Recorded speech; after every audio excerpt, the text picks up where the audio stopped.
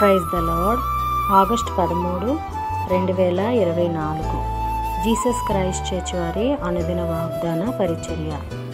సాత్వికమైన నాలుక జీవవృక్షము.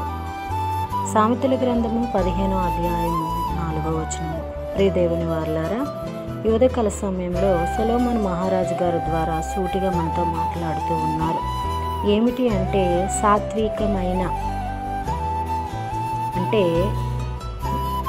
మనము మాట్లాడేటప్పుడు జాగ్రత్తగా, ప్రేమగా, మర్యాదగా, గౌరవంగా మాట్లాడాలంట.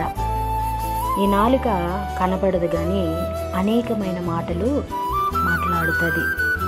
ఈ నాలుకతోటి నిజాలు చెప్తాయి, ఈ నాలుకతో అబద్ధములు చెప్తాయి, ఈ నాలుకతో అనేకమైన మాటలు మనము మాట్లాడతాము. అందుకే అంటున్నారు, ఆ నాలుకని మనం అదుపులో పెట్టుకున్నట్లయితే జీవవృక్షము అంటే దేవుని రాజ్యము పొందుకోగలము.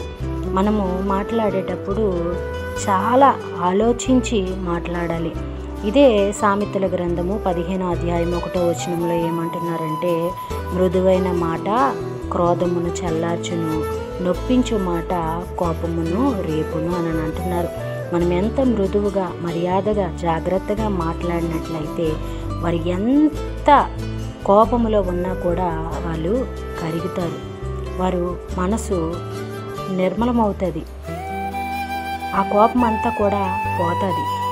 అదే మనము వారికి రెచ్చగొట్టినట్లు మాట్లాడినట్లయితే ఆ కోపాన్ని రేపి గొడవలు పెద్దవవుతాయి. అందుకే దేవుడు అంటున్నాడు, సాత్వికమైన నాలుక జీవవృక్షము.